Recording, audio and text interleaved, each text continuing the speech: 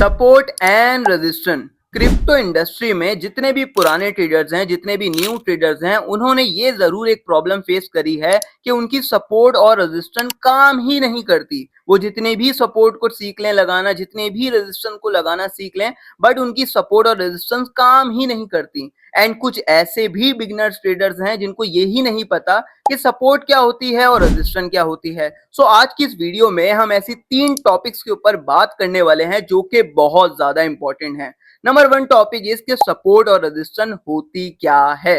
Number 2 is कि support और resistance को कैसे अच्छे वे में ड्रॉ करें कि वो एक्चुअली काम करने लग जाएं। एंड नंबर 3 टॉपिक इज कि कैसे वेज रिफाइन स्ट्रेटेजी को यूज करके सपोर्ट और रेजिस्टेंस को ड्रॉ करके एक बड़ा प्रॉफिट बनाते हैं। और बिलीव मी, ये जो तीसरा टॉपिक है ये बहुत ज्यादा इंपॉर्टेंट है। क्यों? क्योंकि इसमें रिफाइन स्ट्रेटेजी का यूज होता है और ये बहुत ज्यादा इंपॉर्टेंट है एज अ बिगनर।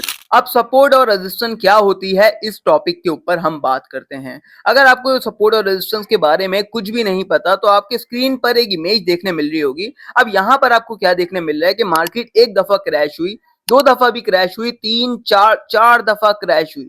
और इसके बाद आपको क्या देखने मिल रहा है कि मार्केट जब जब एक पॉइंट पर आ रही है, उस पॉइंट पर आने के बाद बार बार सेम पॉइंट से पंप हो रही है। देखें आप, सेम पॉइंट से बार बार पंप हो रही है। अब हम बात करते हैं कि रेजिस्टेंस क्या होती है।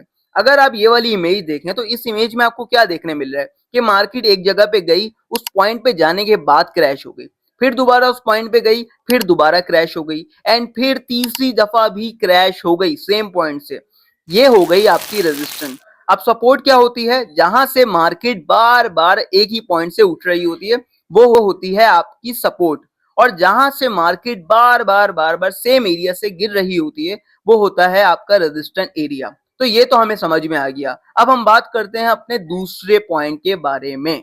अब हम बात करते हैं अपने सेकंड पॉइंट के बारे में। अगर आप क्रिप्टो इंडस्ट्री में पुराने ट्रेडर हैं तो आपको ये तो पता होगा कि जो सपोर्ट और रेजिस्टेंस आप मार्क करते हैं वो एक्चुअली वर्क ही नहीं करती।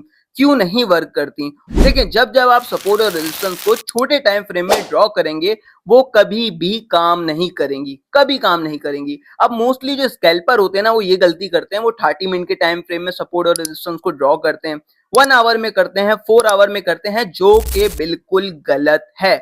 आपको क्या करना है, अगर आप बिल्कुल बिगनर हैं और आपको नहीं पता सपोर्ट और रेजिस्टेंस कैसे ड्रॉ करते हैं, तो आपको 1 डे के टाइम फ्रेम में आना है।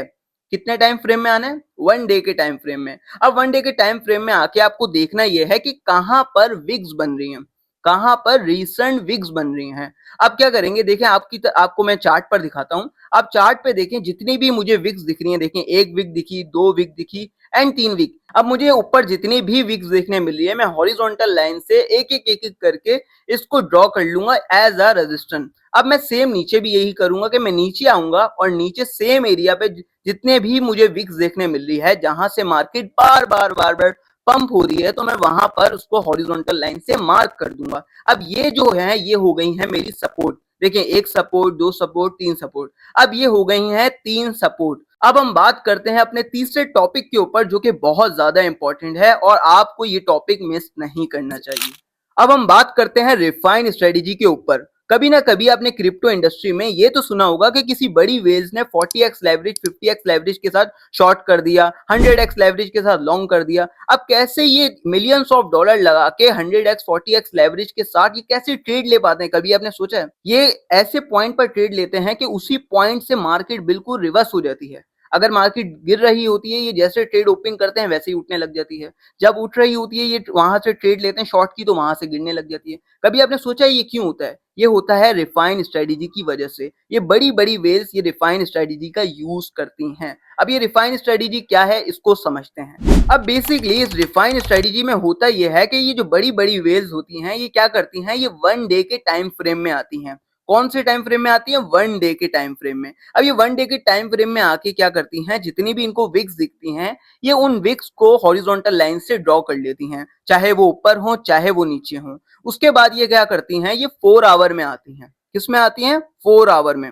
4 आवर में आने के बाद ये उस जो विक्स उन्होंने ड्रॉ करी होती हैं, उनको एट द लाइन प्लेस कर देती हैं। मतलब अगर आप 4 आवर में आएंगे तो आप देखेंगे कि लाइंस में गैप आ जाएगा। वो विक्स आपने जो 1 डे में मार्क करी थी वो सेम लाइन्स नहीं रहेंगी, वो सेम विक के ऊपर लाइन नहीं रहेगी, वो आगे पीछे हो जाएगी। तो ये क्या करेंगे 4 आवर में आके बिल्कुल उसको एट द लाइन कर देंगे। सेम ये करेंगे 1 आवर में भी, 1 आवर में आएंगे और सेम एट द लाइन कर देंगे। फिर ये 30 मिनट में आएंगे और सेम उसको एट द लाइन कर देंगे 30 मिनट टाइम फ्रेम में। सेम ऐसे करते करते करते करते ये 15 मिनट पे लेके जाते हैं और 15 मिनट पे ये देखते हैं कि जब भी मार्केट उस लाइन पर आने वाली होती है तो ये 40x लेवरेज को लेके वहां से शॉर्ट और लॉन्ग कर देते हैं। क्यों? क्योंकि वो बिल्कुल पॉइंट पर ट्रेड लेते हैं, बिल्कुल पॉइंट पर, ना एक पॉइंट ऊपर ना एक पॉइंट नीचे। अब हम बात करते हैं सेकंड मिस्टेक की जो हम लोग करते हैं जिसकी वजह से हमारी सपोर्ट और रेजिस्टेंस चलती नहीं है। द रीजन इज कि हम लोग वेट नहीं करते कंफर्मेशन का। कंफर्मेशन बहुत ज्यादा इंपॉर्टेंट होती है। कंफर्मेशन क्या? फॉर एग्जांपल मैंने एक रेजिस्टेंस को ड्रॉ करा, अब मुझे क्या करना है, मुझे वेट करना है कि अगर कैंडल वहां पर आती है और वहां पे आने के बाद अगर एक विक बनाती है तो वो मेरा कंफर्मेशन है। मैं वेट करूंगा कि वो जो कैंडल है वो क्लोज हो विक के साथ। क्या? कैंडल हो क्लोज विक के साथ। अब मोस्टली लोग गलती क्या करते हैं कि विक को कंप्लीट नहीं होने देते, विक बन ही रही होती है और ट्रेड ले लेते हैं और नेक्स्ट कैंडल पंप हो जाती है, नेक्स्ट कैंडल उनका स्टॉप लॉस लगा देती है। अब ये वेल्स क्या करती हैं, ये वेट करती हैं, ये कंफर्मेशन का वेट करती हैं। जब एक विक्स बन जाती है ना, एक विक बन जाती है, फिर ये ट्रेड लेते हैं, इनको कंफर्मेशन मिल जाती है जो इन्होंने रजिस्टेंस मार्क करी है, जो इन्होंने सपोर्ट मार्क करी है वो सही मार्क करी है। हम क्या गलती करते हैं, हम उसको बनने ही नहीं देते। हम जब वो बन रही होती है हम वहीं एंट्री ले लेते हैं। तो वहां एंट्री नहीं लेनी, आपको वेट करना है कि वो एक विक बनाए, एक बड़ी विक बनाए। जब वो विक बनाएगी उसके अगले कैंडल में आपको अपनी एंट्री लेनी है। अब सिंपली आपको करना यह है कि जो आपकी कंफर्मेशन जो विक बनी है ना, जिस रजिस्टेंस के ऊपर विक बनी है उसके ऊपर आपको अपना स्टॉप लॉस सेट करना है। क्या? स्टॉप लॉस उस विक के ऊपर रखना है जिसका आपने कंफर्मेशन का वेट करा था। अब चाहे आप 40x लेवरेज लें, 100x लेवरेज लें, वो मैटर नहीं करता, बट उस विक के ऊपर आपका स्टॉप लॉस होना चाहिए। That's it. ये वीडियो बस इतनी ही थी। अगर आप इस वीडियो से कुछ भी न्यू सीखे हो तो प्लीज एक प्यारा सा कमेंट ड्रॉप कर दिएगा। शुक्रिया।